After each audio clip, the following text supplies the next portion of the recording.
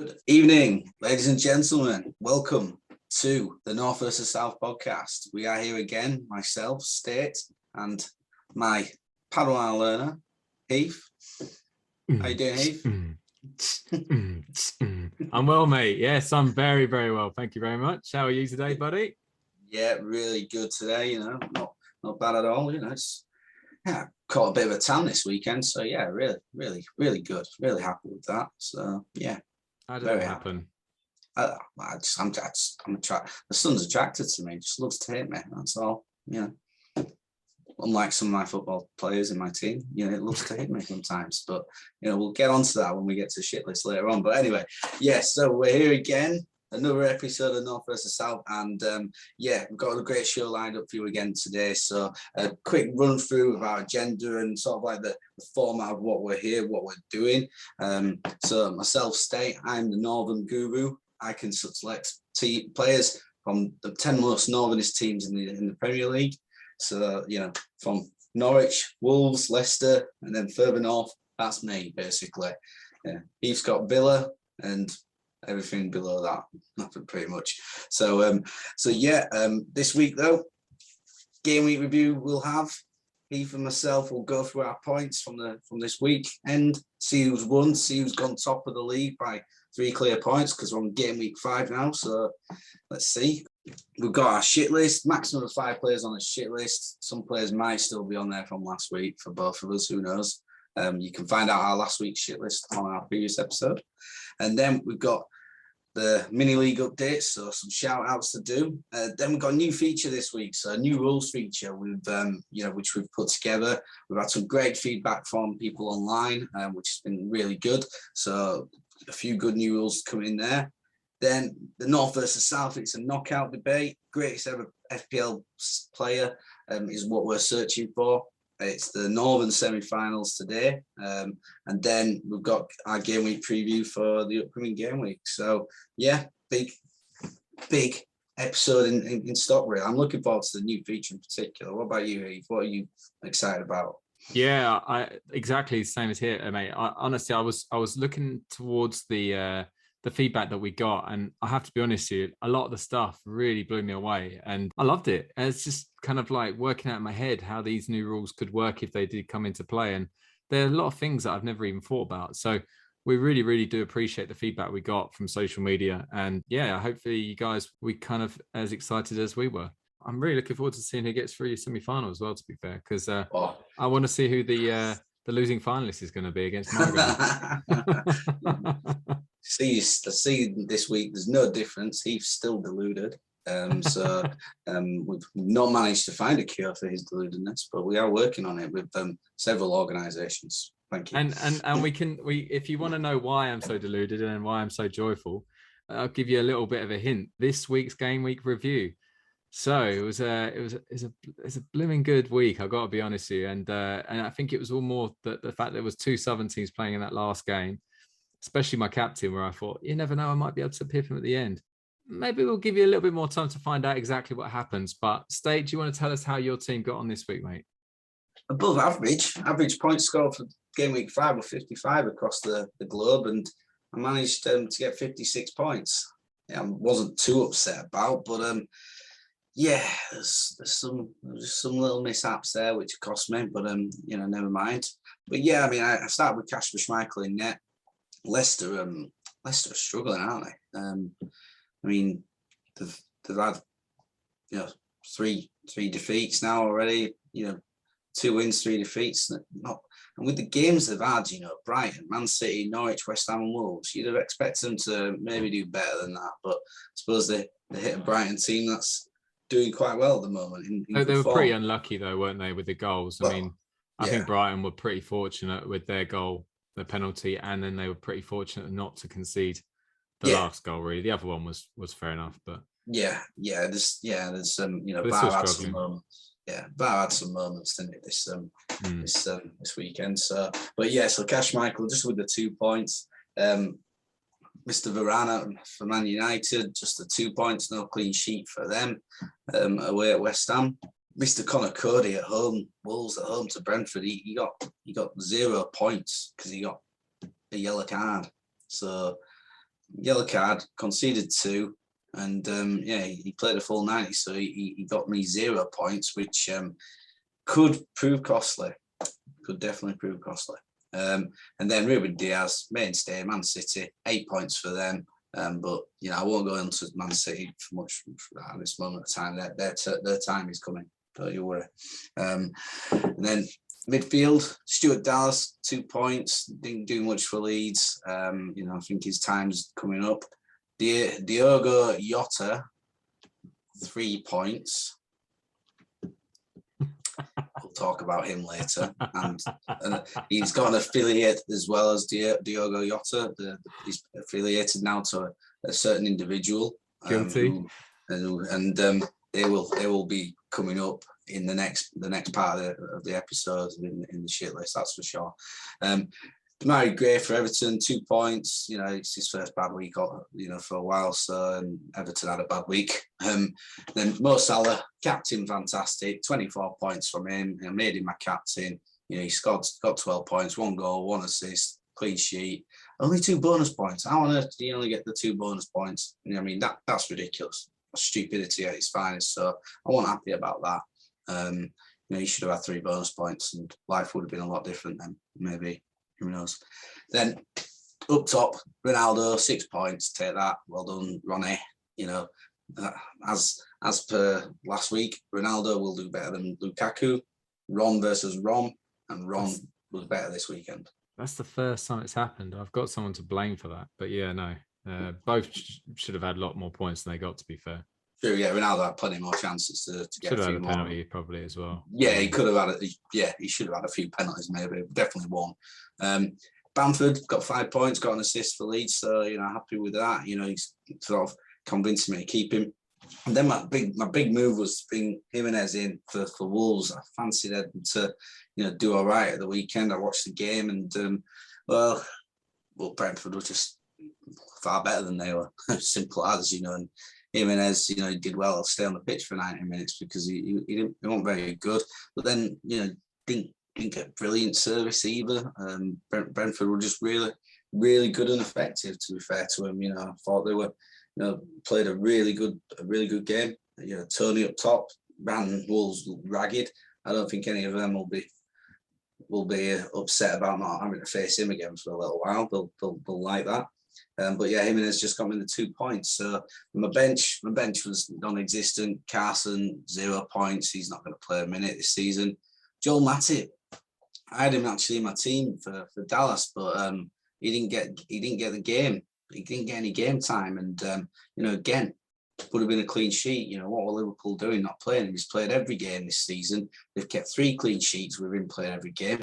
Why is he not playing? Again, we'll come on to that later. Then we've got Jacob Murphy, Newcastle. He's just someone who's in there. He got a point.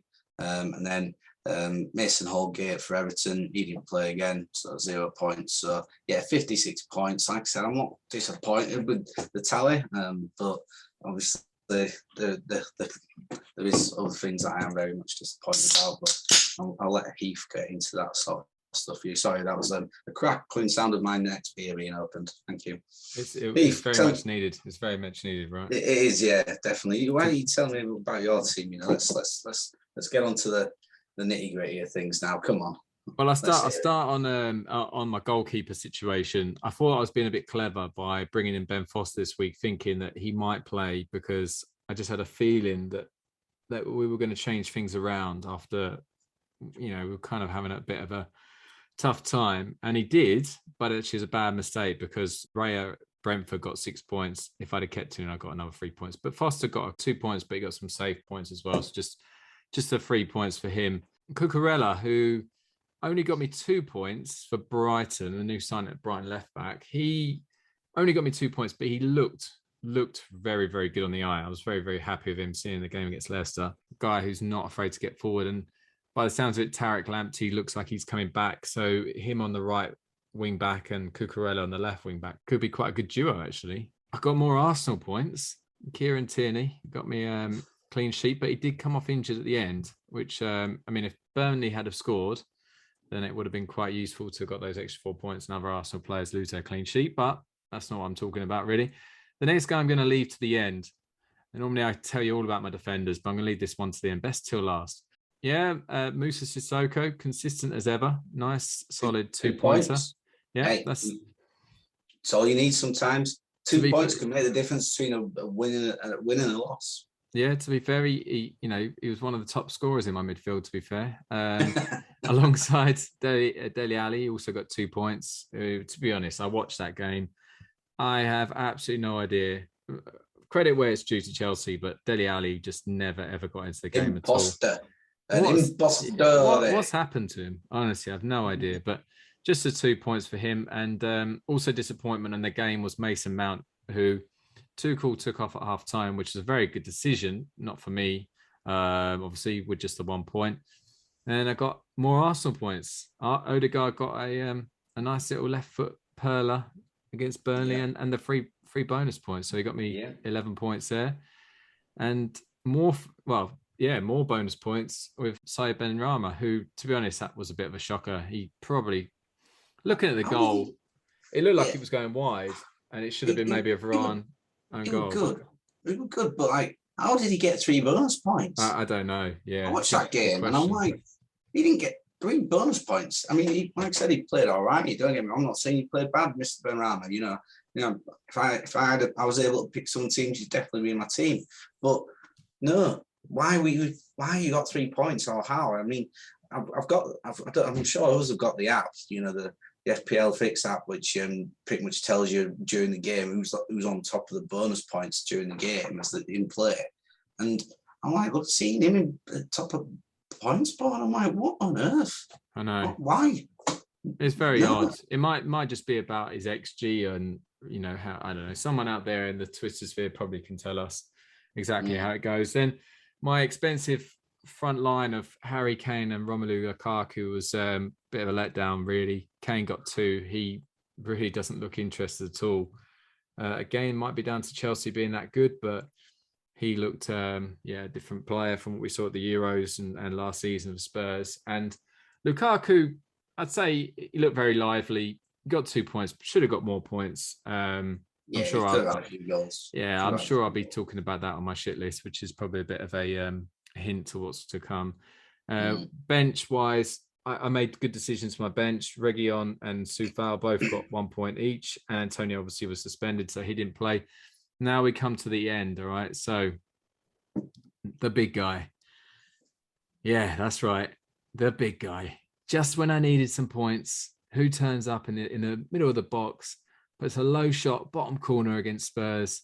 Good finish. It was a lovely finish. Antonio Rudiger. And not only did that really kind of help me, it actually got me over the line against State, because his 2 bonus points and his goals, basically his 14 points he got me the extra point I needed to win by 1 point, 57 to 56. I should have asked for a drum roll then, shouldn't I? I've gone a bit more dramatic. So I've been tracking this North v South League all weekend to see what's happening. And I was way behind you at one point. I thought, I've lost this one. He's gonna take another lead, and yeah, Chelsea do the business. Yeah, no. So overall, really, really happy. Good game week. I mean, I think the average was 55. To only have 7 players and get above the average is always good. And I mean, great to see some Arsenal points. 17 Arsenal points, which is 1-0 to the Arsenal. That's right. George Graham days are coming back. That's right. I think I need to bring more Arsenal in. I need to get one more in there, probably, maybe a defender. But we'll see. I won't lie, guys. I'm absolutely devastated.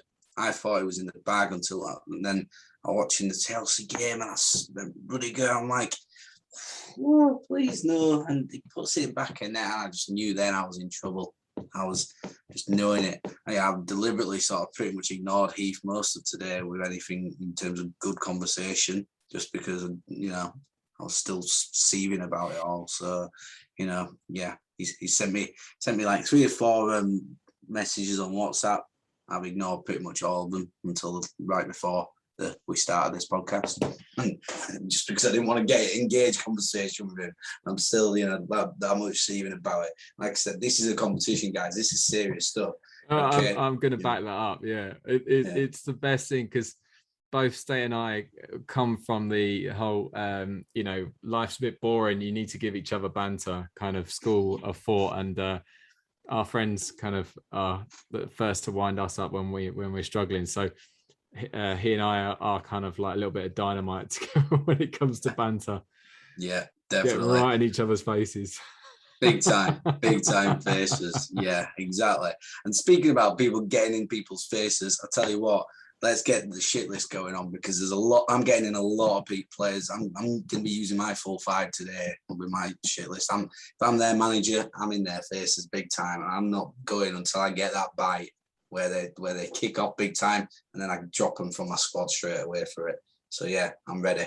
But because it's me last, Heath, get into your shit list for me, mate. You know, come on. You throw me the good stuff. Let's hear it. So if you're a first-time listener, the shit list is basically, we can have a max of 5 players, and it is what it says on the tin, really.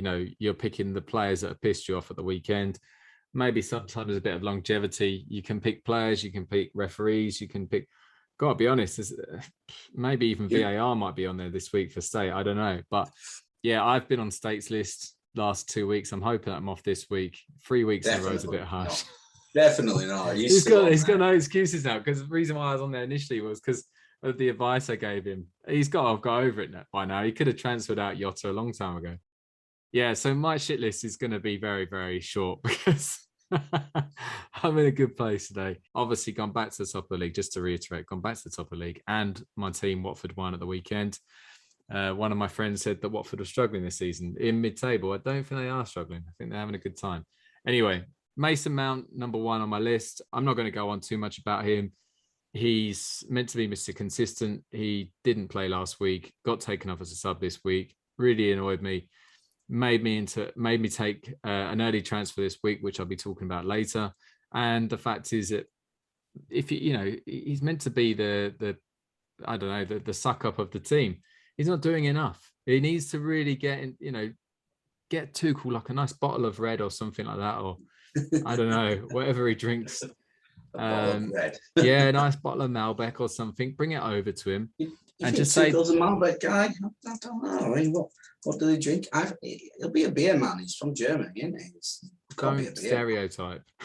Well, the Germans do great beer. Yeah, so why would you not? Okay, so he's got him nice keg of German beer, and basically he's gone to him and said, "Look, play me next week, will you?" Bit threatening, but basically, Mount, you need to get in his face a little bit more, because he's forgetting about you, buddy. With Kovacic's form, and with Kante just being an absolute legend, really, for Chelsea whenever he plays, Mount, you need to do something. And Jorginho, I mean, you don't drop a World Cup winner, do you? The guy who takes all your penalties. Well, that's it. I mean, the fact Kante was on the bench, obviously, was probably a little bit surprised, but I think that's down to Kovacic's form. And yeah, he obviously thinks Jorginho brings a little bit more to certain games. But, I think, I suppose, again, it's just the strength in debt that he's got there, hasn't he? Because, Kante has not played that many minutes this season so far, has he? No.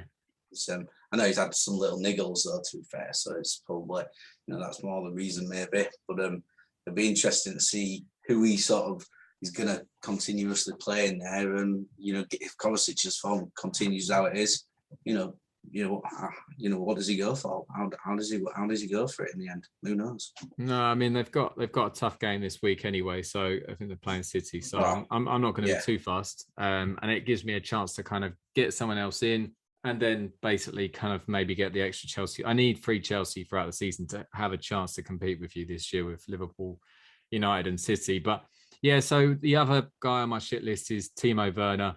I'm only going to go for 2. Timo Werner. He got an assist in 20 minutes. He didn't assist my man. Actually, no, he did assist my man. The other man.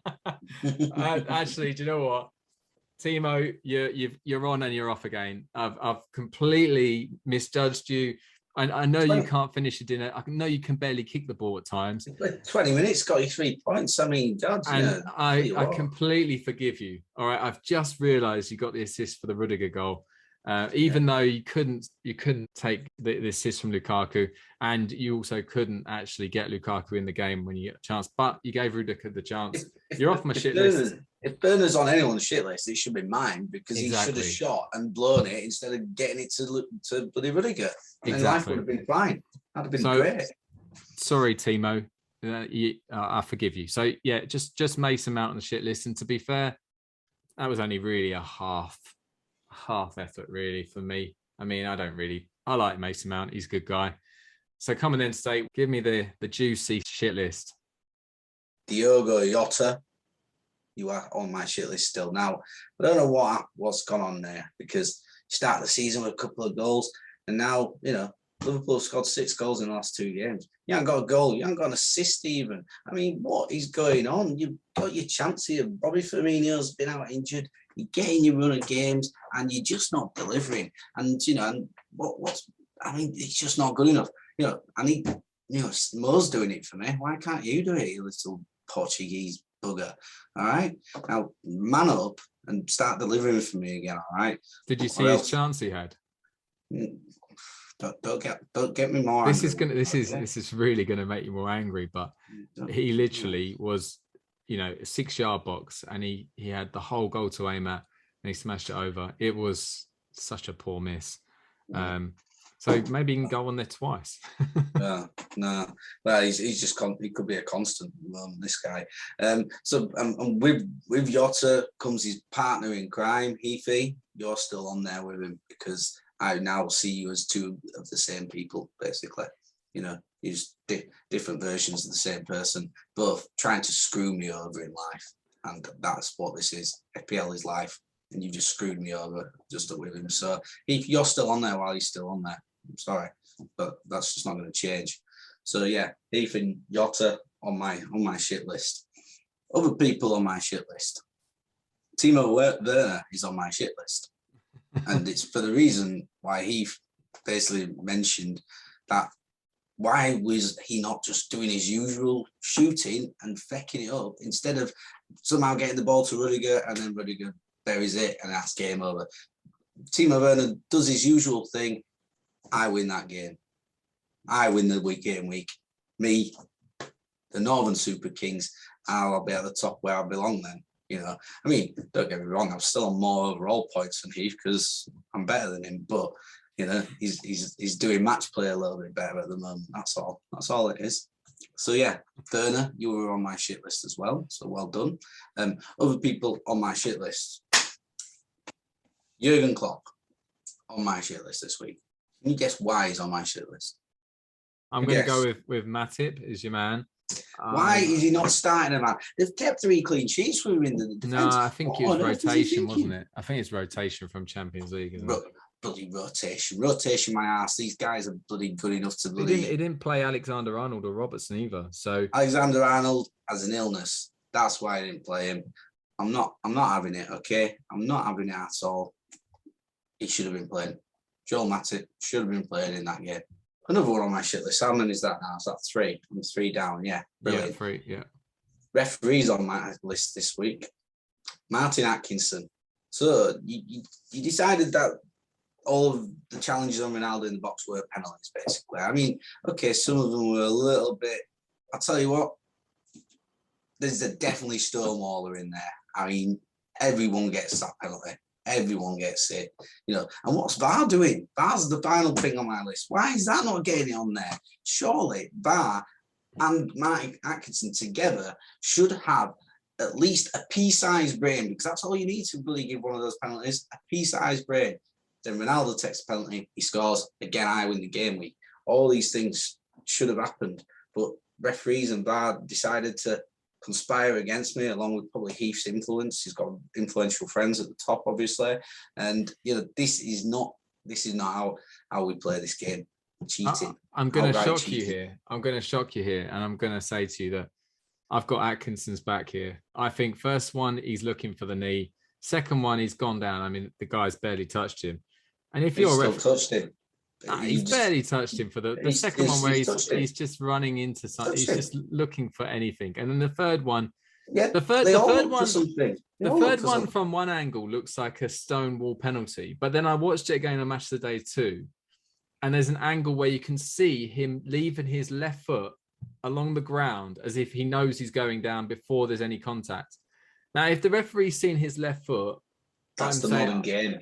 It's the modern game. It's true. It's true. But if you play Sunday League football, right? You've been in games where if you're refereeing, if you see some refereeing, you've seen someone go down easily the first time and the second time, the third time he's never going to get it.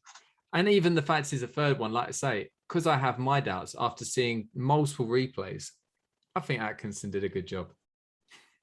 Tell you what, next week when Martin Atkinson referees Watford and they get beaten 1-0 by a last minute penalty, we'll have a different Heath on here, guys. Tell you what a hypocrite. What a hypocrite. Tell you what, just, yeah. I even said at the beginning of the podcast, I said, oh, you should have had one. Yeah. You're on my shit list for about massive hypocrite. You are. Well done. Expect some bad blood between us now. This is just disappointing. I thought you actually knew something about football, but I was obviously wrong. You clearly know nothing. Just a bloody Watford fan. Yeah. As someone who's 3 points clear at the top of our league at the moment, you need to give a bit more respect, buddy. I'm still 13 points in front of you. I don't need to give you any respect. God, just not happening. Not right now, anyway. Yeah, 13 points above you in overall points. So, let's just remember who's top, who's still got the best points in the mini league from a team that's only either north or south based. I mean, who is it? I wonder. We'll come to that. Have you finished your shit list? Because if you have, then we'll get onto that. Yeah, Martin Atkinson, Jurgen Klopp, yourself, Diogo Jota. I don't want to give Werner. Oh yeah, and Timo Werner. Yeah, that's my 5. So yeah, I am finished. That's it. Boom. A nice ending there. So kind of filled it well. There could have been more. You could have carried on, couldn't you? You could have. Yeah, there definitely could have been more. I mean, yeah. But it's great. Thank you for keeping me on your shit list. I'm not going to lie, it's an honour as ever. It has been for the last 2 weeks, and I mean, like I say, by next week, hopefully, you've kind of transferred out your turn, and you can't blame me on your shortcomings. But yeah, let's get away from that because I just keep it in my team now, just to keep you in the shit list with him. Yeah, who knows? We have a mini league for anyone on social media who has joined up, and we've got a strong 24 in there, and basically we like to make sure that you guys are not forgotten, that we love the fact that you're involved, and we do have a head-to-head, which is, like I said last week, it's always a 6-pointer for us. One team's always going to be going for the title, another team, currently the Northern team, looking at relegation, which fortunately for him, he can't get relegated because there's no league below at the moment. But yeah, so going back to the mini league, Dave, do you want to give us the updates of any big movers or any big scores? Yeah, so I mean, we did have some decent enough scores actually this week, to be fair. I mean, but they're all at the top anyway. The top of sort of kept going, and yeah, we've got in the top of the table, Summit Deer, 5 DA, 72 points this week. Him expected to lose. Jason Bide, both got 72 points this week, top scorers in the league. Neither of them have actually got a north or south focused team. They're mixing and matching. So to be expected that they will be, they should be doing higher, having the luxury of having 20 teams to pick their players from instead of just the 10. So yeah, them two are the top 2, and in a little bit of a gap, but we know those can change. Best name in the group, Betty Swallocks FC, John Rogerson. You got a thing for him, haven't you? You always Yeah. talk about Love the name, just love it. But yeah, so yeah, he did well. But let's get on to the real things here. So I mean, obviously, out of the North and South teams, I'm still the highest placed one as things stand on 316 points. I'm in 9th place overall out of 24, so I'm happy with that. But you know, we've had some steady away weeks again from a few of them. To be fair, I mean, our main man Eddie Moran. King in the South, he got 57 points like yourself, Heath. So good night. Got above average. So that was good. Also, Doff Venture South, he got 56 points alongside me. He's got a Southern-based team, so thank you very much there for yourself. And yeah, I mean, I think the main one from them who did the best this week, who's got just a pure South-based team with 62 points, Essex Tykes, which is Pavlos Losse.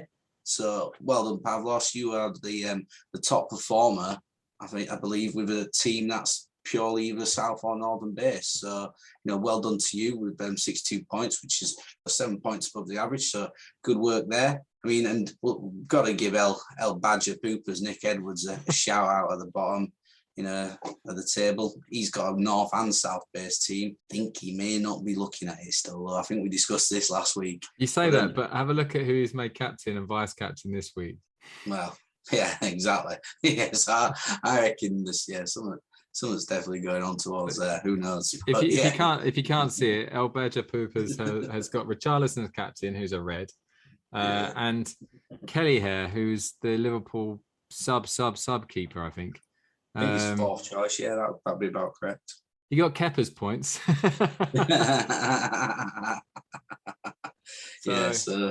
But yeah, one step ahead of us. Yeah, definitely is. But yeah, so yeah. Again, big thanks to everyone who's joined the league so far. Big shout out to the guys who are doing a South or North-based team. I think we've got a fair few more South-based teams than we have North-based teams. I think it's definitely 2 Northern-based teams, but I think there's about 5 or 6 maybe in your Southern lot. So, which great to get in with the spirit of what we're doing and showing what you're about. So yeah, keep going. Good luck to the people at the top. Let's hope your demise comes quickly, especially the guy. I think one thing to add as well, before we move on to the next section, I think the one thing we have to do is we have to make sure that we are, I think with mini leagues, and I could be wrong here, but for the people who lose interest are the ones who normally down the bottom and after a while they stop choosing a team. So I think we should have a relegation kind of like section of maybe the bottom 3 and just see how, if they can get out of relegation week in, week out. Maybe if we talk about them a little bit more, maybe that would keep them interested. I don't know. Yeah, definitely. Well, I mean, put it this way, I'm happy talking about Ned Stark's my dad. A, great name. B, Harrison Copley is a Northern guy. He's put a Northern-based team in, and he picked up some points this week. He got 53, so big improvement.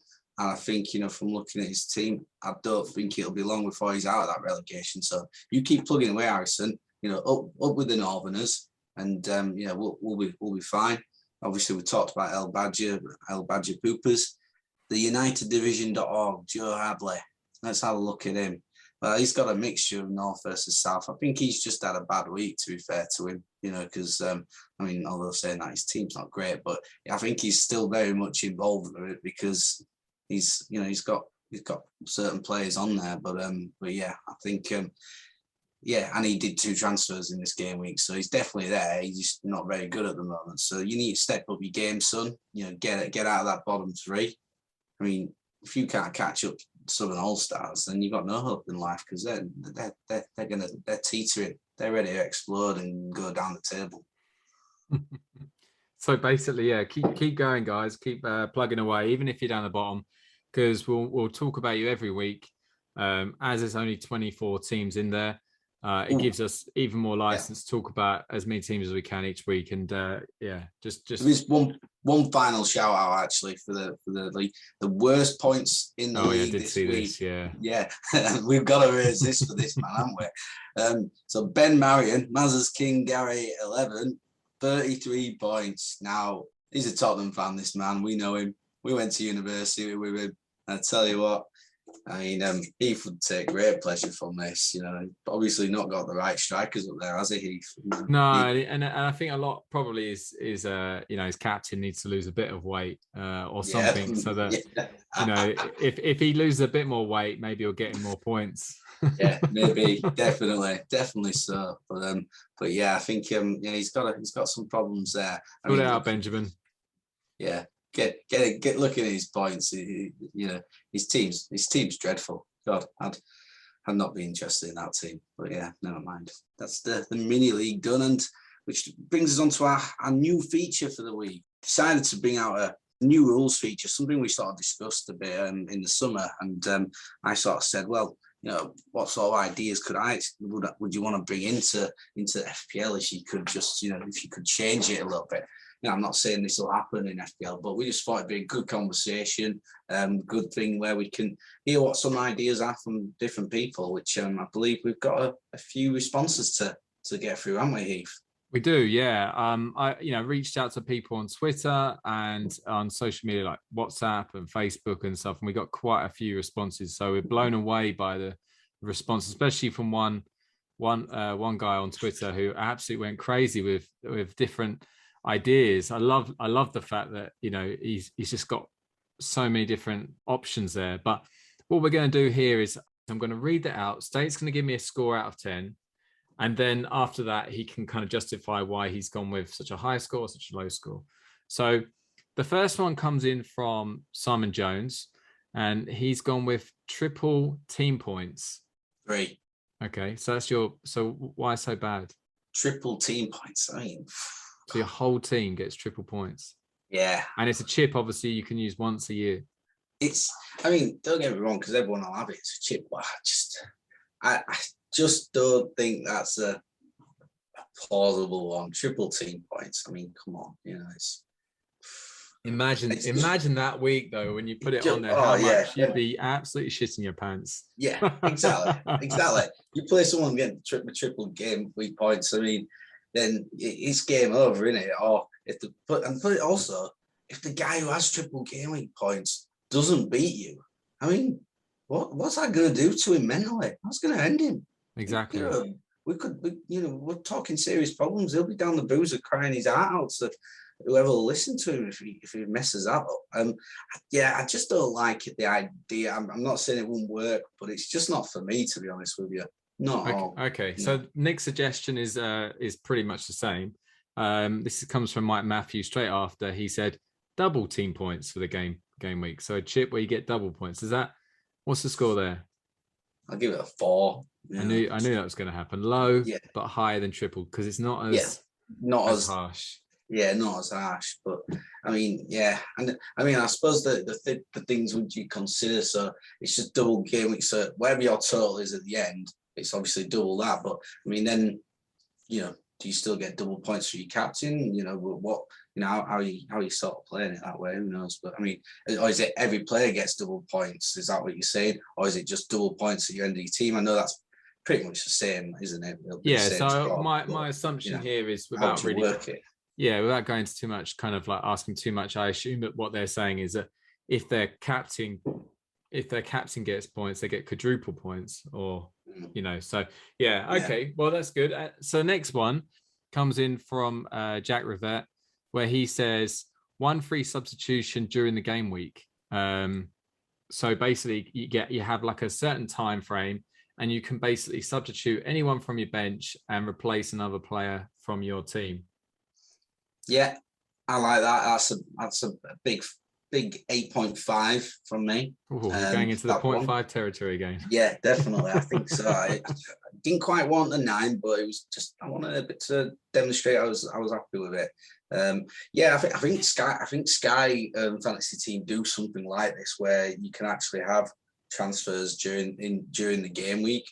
So a friend of mine at work plays that as well as FPL, and so they can do that, and I think it's not a bad idea. I suppose, like you said, it's just all going to depend on like you sort of when you can allow that.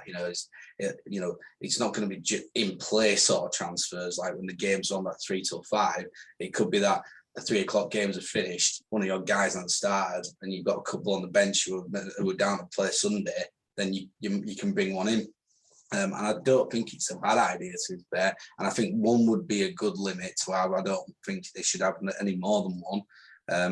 I think that'd be a great idea, personally. I don't know. What do you think, Heath? I'll be honest, when he first told me, I was a bit confused exactly what he meant. But then when I kind of got to the point and worked out what he was, his explanation behind it, I was thinking not a bad shout. I was actually thinking it could lead to a bigger bench, because if you had that on every week, you could have 5 players. It then changes the values of the players. But if you had 5 subs, then it means that you've got to make a decision there as well, right? Yeah, exactly. I mean, how many subs they're allowed more subs in the Premier League?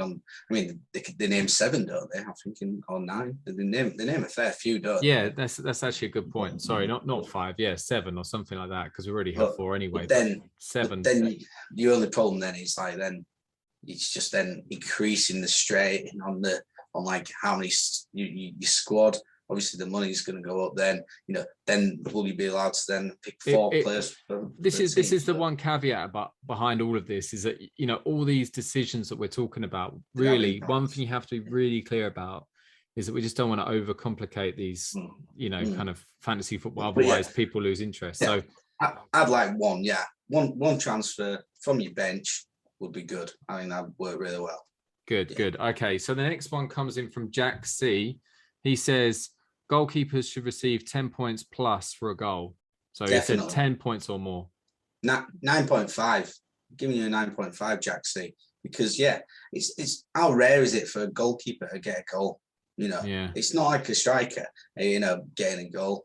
Strikers are paid to get the bloody goals. If they don't get them, then sack them. Fine them a week's wage, but if they don't deliver, do what you want.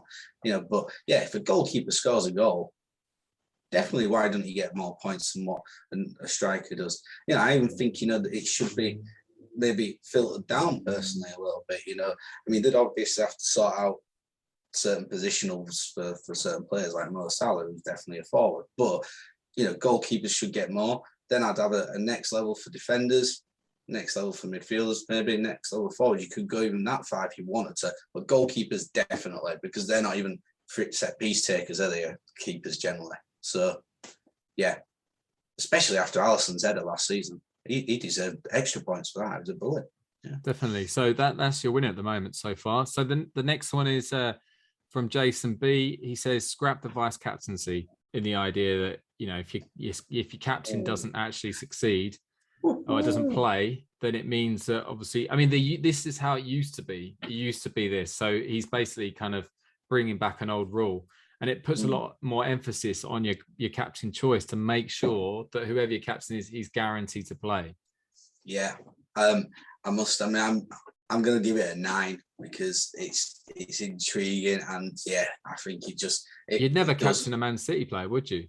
Or maybe even a Chelsea player. Maybe it'd be ballsy to captain certain players, then, wouldn't it? Because if you don't know that they're guaranteed to play. But I think I like it though, because it adds that more strain on it. Everyone gets a backup, and I suppose it's still frustrating when your backup scores more than your captain does, and because they both play, it's still not great. But if you made it even tougher and an even bigger decision for your captain, that would be good. I like that as well. The next 3 all come from Twitter. I say the next 3 people who have sent them in. The next one is from FPL_teacher.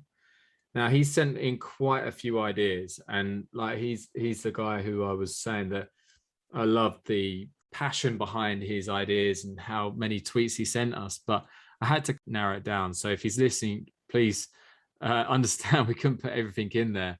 But I'll start with the chip ideas that he's got. There's 4 chip ideas. So start with allow 4 players from an individual team as a chip.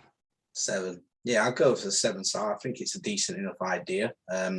And I think as a one-off game, when you like it, a bit like a free hit chip, isn't it? But you get to have that extra 4 player in. Again, I suppose it's quite difficult sometimes because you still got to worry about money as well. So, but you can plan it in advance, right? So you keep 2 transfers, knowing that you could bring in. Let's just say, Watford are playing Liverpool, Man City at their place.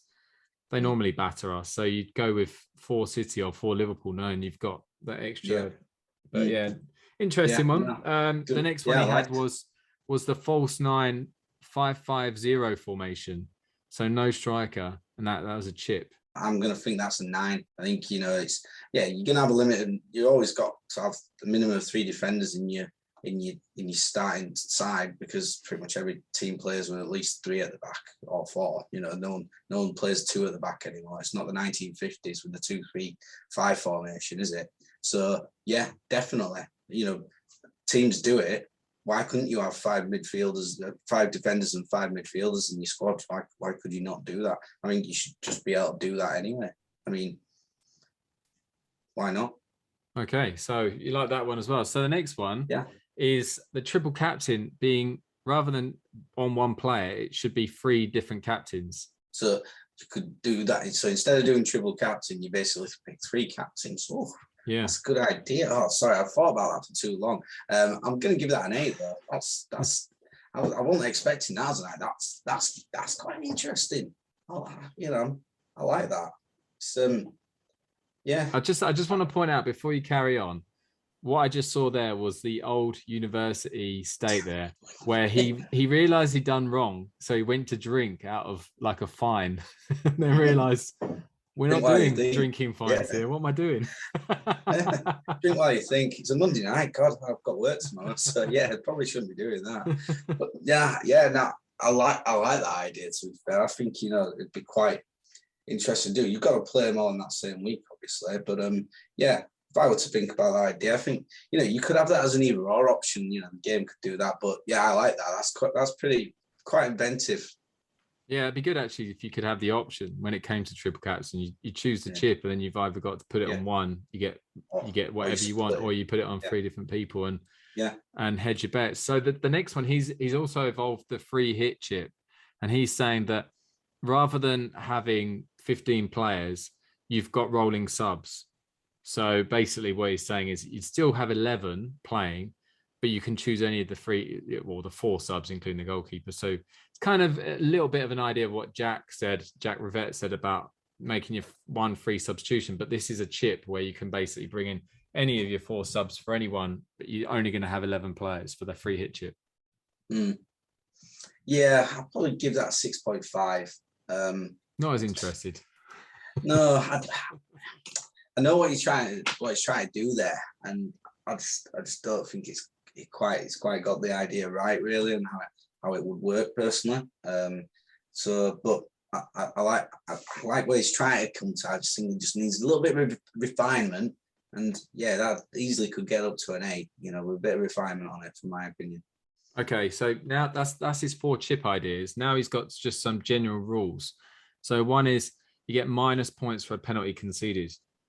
Yeah, definitely. If a player concedes a penalty, he should have a -point. Score? 9. Okay. Sorry. Minus points for an error leading to a goal. No. 3. Okay. Extra point. Why is that? I gotta ask. Is it because it's too complicated? Well, yeah, who do you define made the mistake for the goal? Is it the indirect? So it's basically like you've assisted the other team, isn't it? So yeah, I think that's what he's going basically for. Saying. And let's be honest, the mistakes, who makes that decision? Who makes the mistakes? Is it the fact that he lost his man? He lost his man. Well, guess what? Ronaldo's got freakishly good movement off the ball, so losing him's not exactly difficult because he's that good at it. That's what these things are. So is that an assist because the guy lost his man? The guy didn't put the cross in, or didn't stop the cross getting past it. So I think it's just, I just don't think you can. I think policing that would be really hard. It's very opinionated. Whereas a proper assist, when someone passes the ball to someone, is there. I mean, the assist will probably could do a little bit of tweaking, but yeah, I don't think that's quite right. I mean, no. All right, how about this one then? Extra point for a match-winning goal. 7.5. I do like the idea. What's the class? So if it's 5-0, does that mean the first goal is the match-winning goal? Exactly. And then if it was 2-1, the second goal, but even if it went 2-0 and someone scored to make it 2-1, it would be the second goal. That makes the difference, isn't it? Really. So I mean, actually, I want to take that back down to like 6.5. Sorry. yeah, nah. Not happy with your instinct there.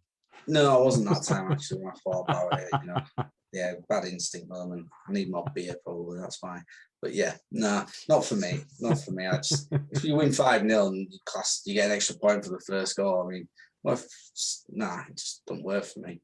No. Okay, fair enough. So 2 points for a penalty win rather than 3. So no assist. You just get 2 points for a penalty win. 6. Yeah, it's not that much difference, is it? All right. Okay. Nah. How about you scrap clean sheet points?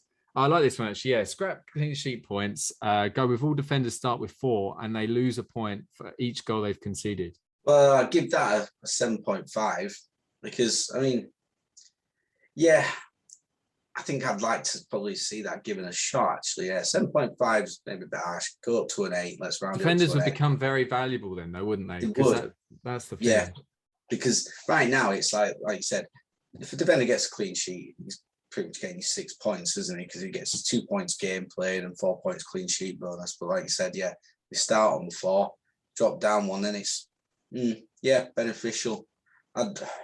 Because how many? When did they start getting minus points? How many goals did they concede? Is it 3 goals and they get a minus point? It's 2 goals. So 2 goals. 2 goals. Yeah. So every 2 goals they get a minus point. Yeah. No, I think, not a bad idea. I like that. That could work. And I think, like you said, it will make your defence, you pick your defenders better because if you're starting with that clean sheet bonus, you're going to then start looking at teams who don't concede.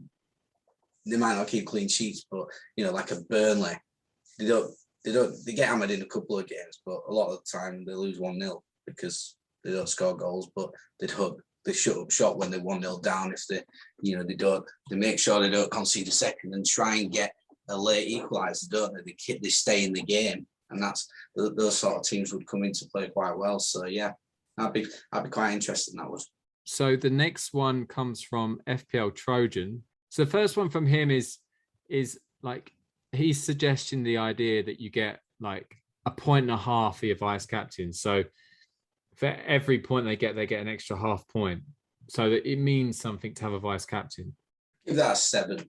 I see where he's going with it. I don't think it's a bad idea. It's not one that I'd be putting at the top of my list to try and push in there because, like you said, especially after I raged about the guy who said get rid of the vice captain. I like that idea, so I'd be more inclined to do that.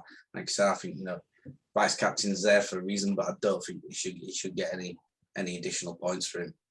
Okay, so the next one he's kind of said 1 point for a penalty win, but we've already gone over that, so we're going to leave that one there. The next one, I love this idea. It's a chip, and it's unlimited funds chip. So you can pick any player. It doesn't matter how much it is, like a free hit. You can spend as much as you want, though. 1. Why? Is it because you just thought, I don't want to be too predictable and agree with Heath? No, it's a stupid chip. Why? Because everyone will just pick pretty much the same lot. But it's a chip. You use it once once a season. No, so it means that if you basically kind of, again, like if you want to have a front line of Ronaldo, Kane and Lukaku and Salah and Mane and all these players, you can have as many good players as you want. You're doing there what people used to do on Champ Manager, where you could cheat, where you could go in. That's what a cheap chip is. Try and sign a player for 200 million, and then once they sort of start agreeing terms, you could go back into the transfer fee and put it down to 0. And or there was another game, LMA Manager on PlayStation. You put in a few cheat codes as your passwords, and guess what? You got unlimited funds. No, I'm not down with that at all. No, terrible. Okay, fair enough. No. I'm 100% disagreeing with you that one, but fair enough. Well, the next one and the last one from FPL Trojan is you get extra points for a long distance shot, but this also then evolves into, so I'm not going to allow you to answer that one, because then it evolves into what you said, FPL_Northerner, extra points for goal of the game week. So they're both in the same kind of territory. So extra points for a long distance shot. What do you think? Give that an 8. I mean, we see great goals all the time, but I think, it's if you're shooting from distance, then ultimately, unless it's a real bad mess up by the defending team, normally it's something. It's a world, isn't it? It's a screamer. Exactly. And as he pointed out, my idea is that the goal of the week would get an extra point, for that player. How much are you scoring that one? 2 points. Mine, I'm gonna give it a 9, not just a 9.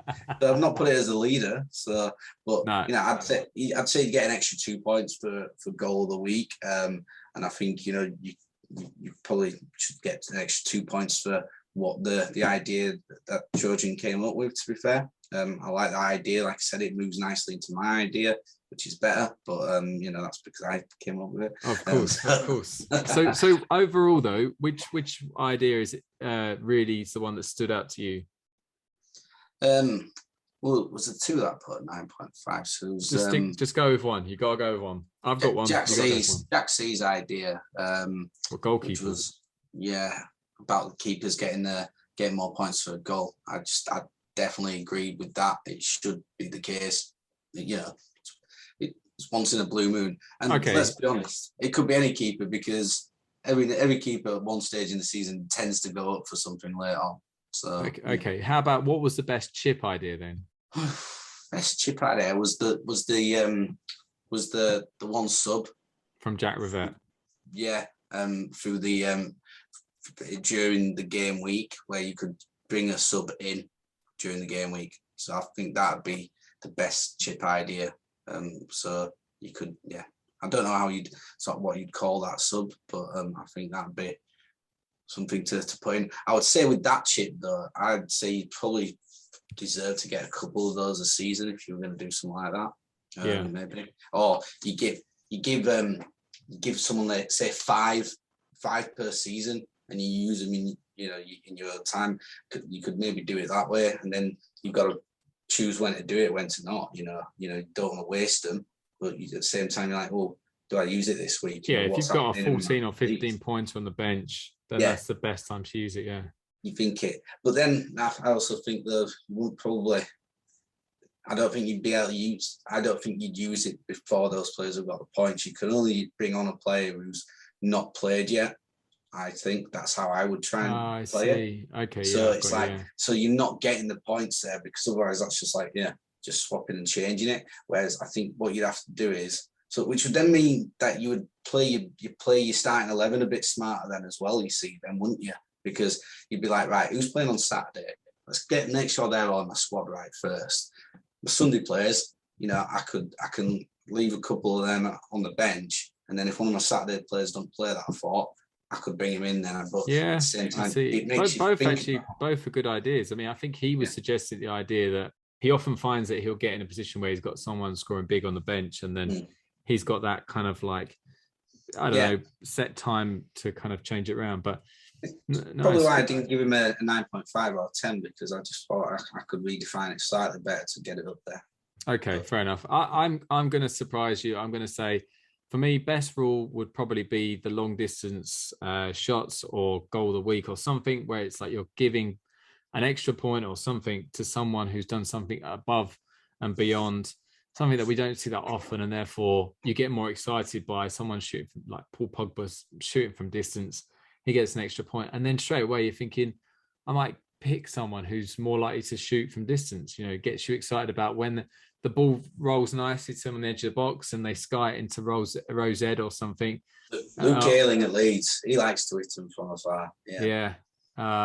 But and my favorite chip is actually the unlimited funds chip, because I love the idea that 1 week, a bit like a free hit, you can pick any players. Obviously, you still got to have 3 players from each team, but you could have like such an expensive team that 1 week, and it might come to nothing because they might all have a stinker. But that's your decision. So honestly, you guys, thank you so much for the feedback. Yes. That's been easily one of the best things that we've talked about on these podcasts so far, in my opinion. And it's just it gives you that kind of like imagination of where FPL could go in future seasons, because we've had chips like all out attack, where you could have all your midfielders and attackers playing together, and that disappeared. And like I said earlier, before there wasn't a vice captain, and they added that in. So there have been things. The free hit seems that's been a more recent one, hasn't it? Probably in the last 5 years, and then the wild card has been added an extra one as well. So back in the day, the wild card was like really vital, whereas now you got 2, and the other rule that changed was the extra sub as well, where you can now save one for another week. But yeah, guys, that's really, really good. And we, as you can tell, we love talking about it. Thanks for that. Good ideas. And apologies if I slated any of yours, but, should have been better. Okay. So now we've got the North versus South. It's a knockout debate. This is focusing on the greatest ever FPL player. And this isn't the greatest player of all time. It's the greatest FPL player. So this is from, the early noughties. This goes back to the Arsene Wenger days and Alex Ferguson days and all that stuff. And this week we've got our Northern semi-final. So State's going to recap where his fixtures have started from and where they are now. And then he's going to tell us who is going to be in the Northern final after these semi-finals. And I just want to add, the way we define greatest ever FPL player is not just points and goals and assists and all that. That helps, obviously, but it's more of the idea that, you have to look at each player and say, would you be happy with them being in your team? Would you make them captain? So as an example, right now, players like Mo Salah or Cristiano Ronaldo, Romelu Lukaku, you look at them and go, relevant of who they're playing, really, you would be happy to captain them. And that's the reason why we've kind of ended up with these players. Quick recap. So we had a couple of prelim games. Leeds versus Burnley. Burnley went through with that, with Nick Pope beating Mr. Dallas. Obviously, Leeds have not really been in the Premier League for long when it comes to FPL. Norwich Wolves was another prelim tie. Grant Holt for Norwich versus Jimenez at Wolves. Jimenez beat Grant Holt there. So that then got us through to the quarters, which we did. We had Leicester versus Everton, which we had Jamie Vardy versus Lukaku, the Everton Lukaku. Jamie Vardy won that competition. Wolves versus Man United, Jimenez versus Ronaldo. That was no competition at all, Ronaldo. Man City, Burnley, Aguero versus Pope, Aguero all day long. And then we had Liverpool versus Newcastle, which Liverpool won because Mo Salah was great. Unfortunately, Newcastle, I'll be honest, I struggled to even find a player for Newcastle, didn't I think, to be fair. So it was, it wasn't good out. I believe, was it Demba Ba I've got written down here, but I also had Papa Cisse there as well. I wrote down about 20 Newcastle players and they were all equally not very good to have on the agenda for Fantasy League, to be honest with you. So apologies, Newcastle fans. But Mo Salah was always going to win that anyway. So we've got semi-finals this week. Got some big ties. We've got Leicester versus Man United, so Vardy versus Ronaldo. And then we've got Liverpool versus Man City, Salah against Aguero, which is, difficult. Very difficult. We'll start with Leicester versus Man U. We've got Vardy versus Ronaldo. This isn't an easy one, to be honest with you, Heath. I don't know how you would see it, but of course, Ronaldo's Ronaldo. He had 3, decent seasons back in the late 2000s. Obviously, had that mega season where he scored like 31 goals. He didn't quite get the 300 barrier, but he did pretty well. He got over 200 in every 3 of those seasons, and probably fancy him to get 200 plus points this season, I think, wouldn't you, to be fair?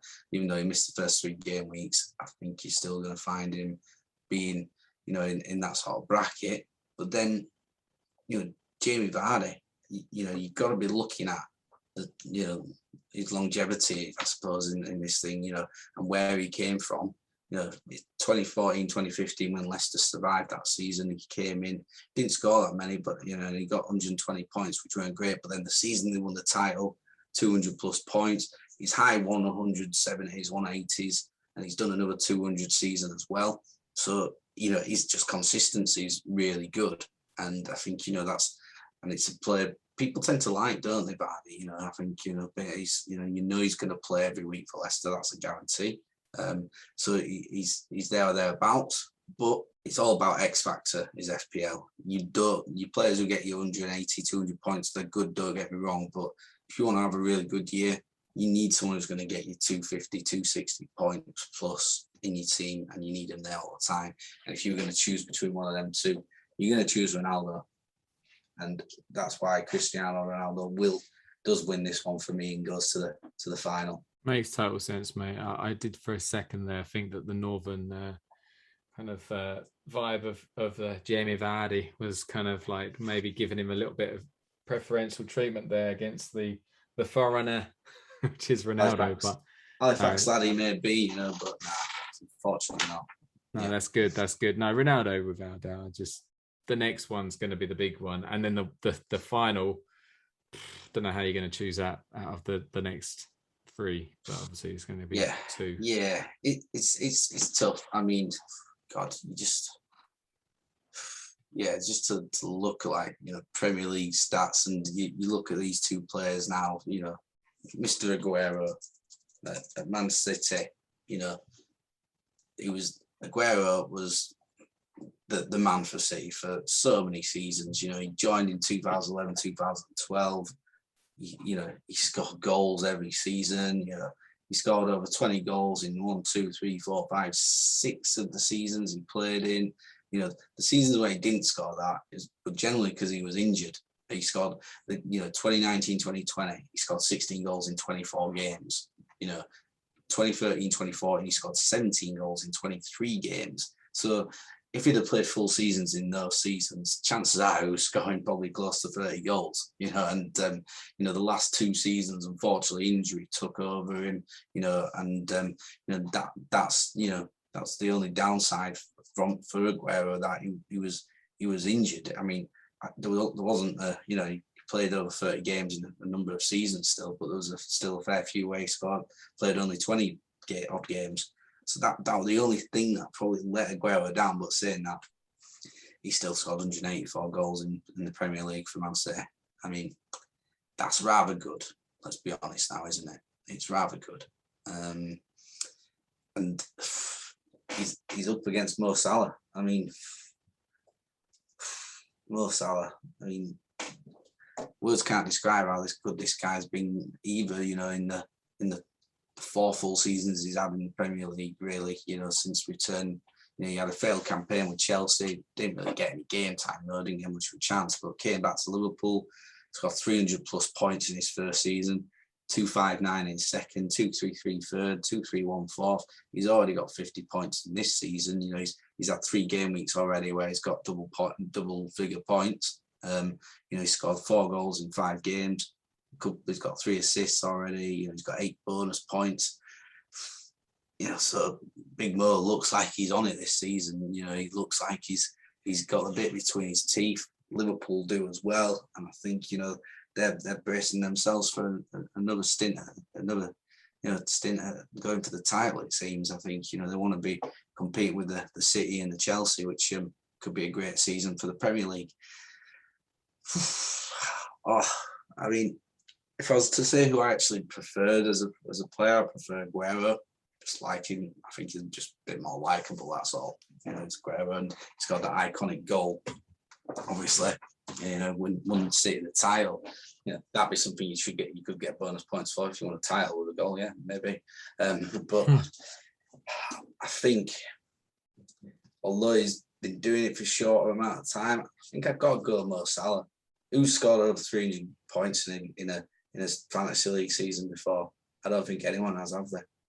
No. I think you made the right decision, mate. I think it's got to be him, and he'll be the greatest FPL player known in all time once we get to the final between the North and South player. No, it'd be very hard to obviously push him all the way if he gets past Ronaldo. But to be honest, I again wasn't too sure where we were going with that. But I think Aguero. I think the 2 factors that maybe go against. No, actually, there's 3 factors that goes against Aguero, but 2 of them are kind of the same thing. One is his injury situation. Salah, it just seems to play so many games throughout the season, so that he's reliable. Aguero is one of those players that could miss 4 or 5 games and score plenty of goals to make up for those 4 or 5 games. But that's annoying during an FPL season to know if he's fit, when he's fit, if he's yellow, orange, or whatever his colour is, his fitness colour in FPL. And the other part of that would also be the Pep roulette, because it wasn't really his fault, but the way Pep did it at the end, it was like you never knew when Aguero was going to play or not. And if Aguero wasn't fully fit and they had a Champions League game midweek or something, he wasn't ever going to risk him because he didn't need to. he had played other players, or he played the false nine, did Pep, didn't he? Whereas I think get the feeling with Liverpool, they need Salah playing every week. They haven't got any, they can't replace Salah, really. He's not someone that they can sort of replace very easily. I'm not saying Aguero was easily replaced, but the way City play and everything is different to Liverpool. And, everyone sort of said last season with Liverpool, they weren't on the same sort of form as they had been, the previous year. I mean, Salah still scored 20-odd goals, but Mane went on great form. And if Liverpool's front three are not firing, or if they're out of their team, it makes a big difference. I think Salah is a huge miss if he's missing.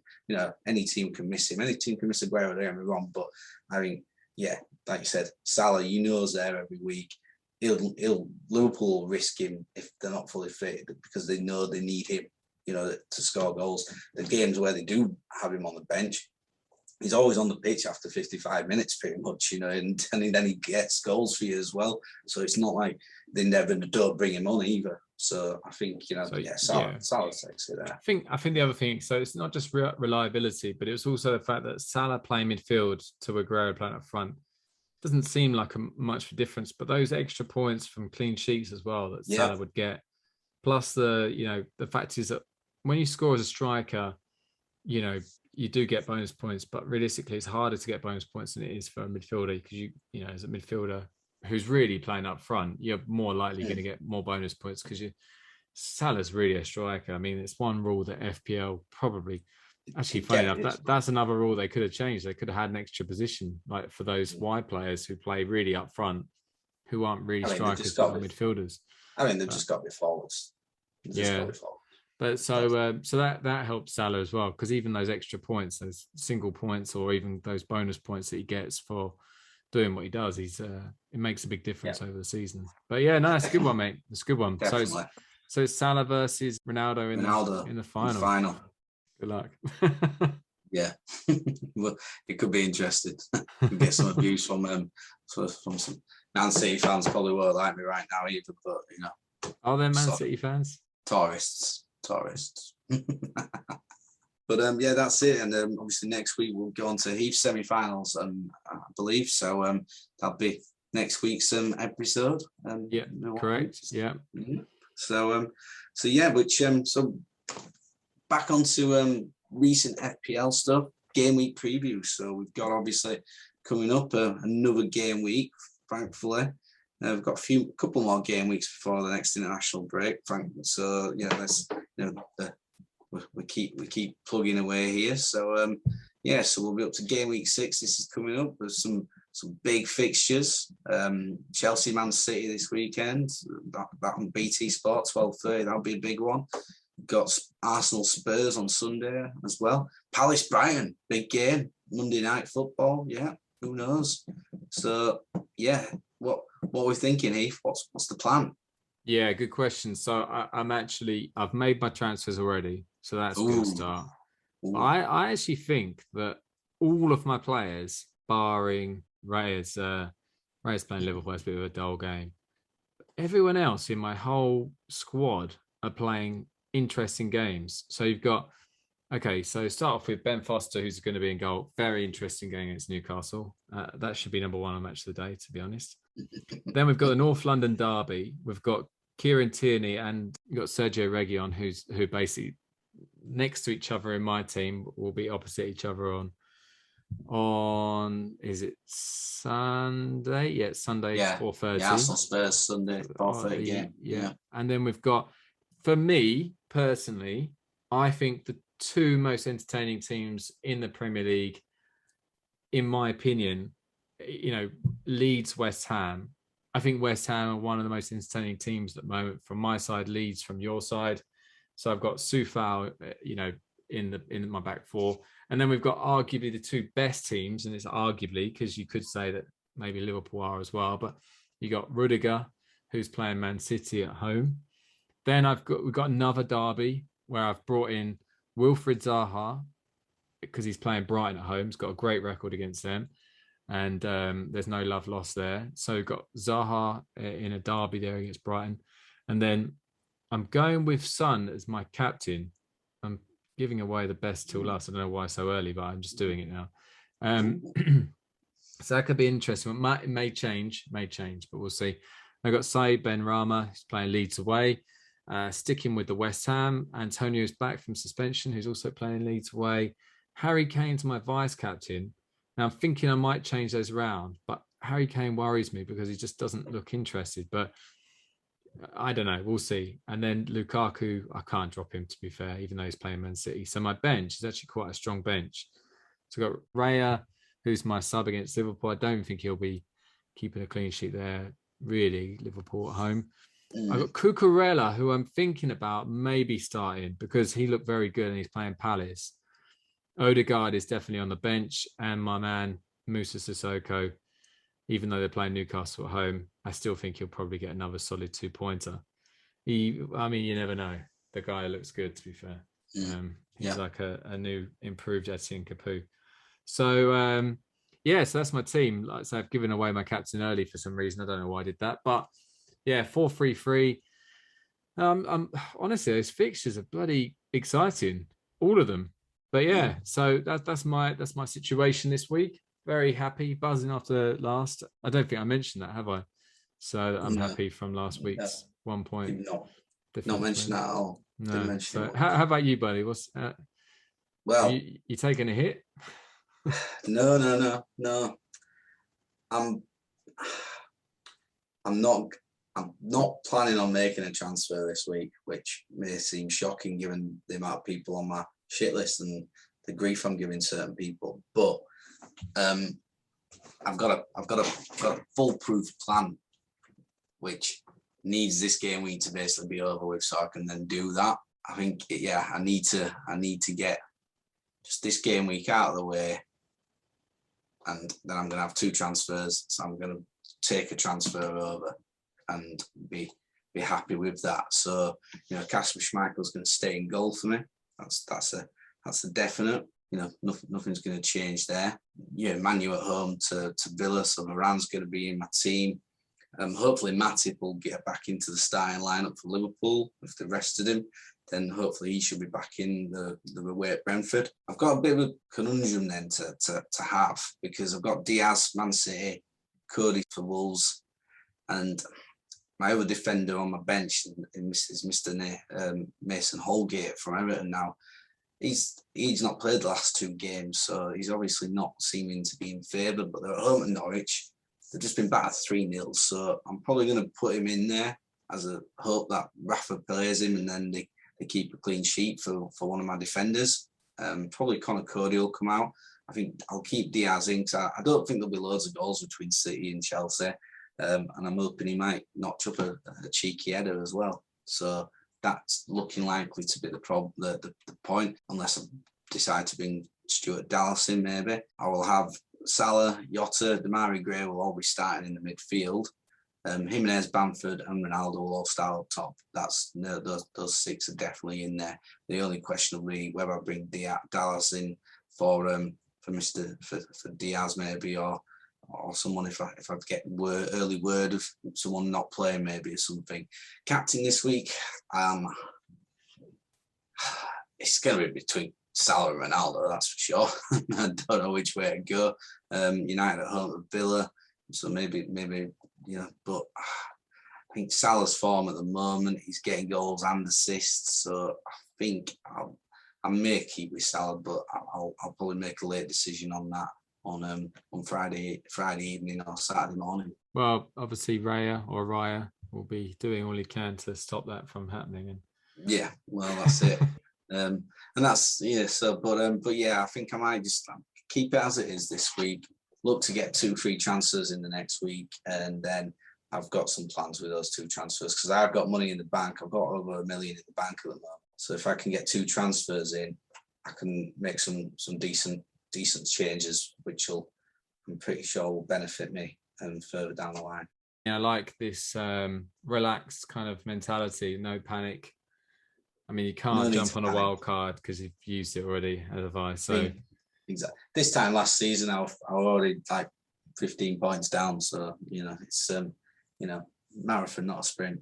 Exactly. Well, lovely stuff, mate. And hopefully the game week will be as close as it was last week, so we can Yeah. both stay, entertained all the way through to the last game. That was good. Barring the fact it went against me, it was good that it were tight, and that's what you want as well. You get more satisfaction out of beating someone by 1 point than you do by beating them by 20 or 30. Because you know that they felt like because you know that they felt they were so close. Yeah, I guess so. And which means it's more gutting for them.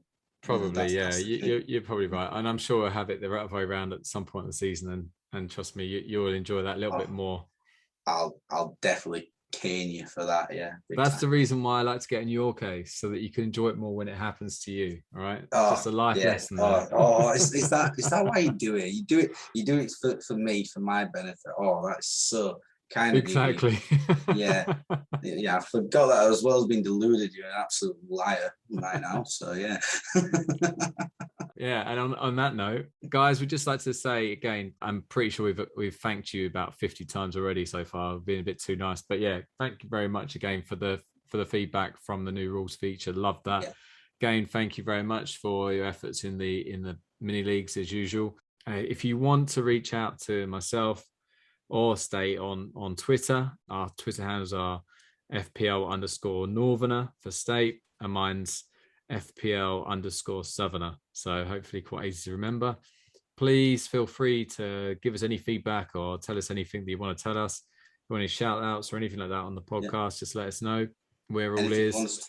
Anything you want us to talk about, we're an open book. We are open. And obviously, if you disagree with any of our suggestions tonight and you come up with better chip ideas or rule ideas, again, we're happy to bring them up again. So yeah, guys, good luck with your game week coming up, and I hope you enjoyed the podcast, and I also hope you enjoy the game week coming. Good night.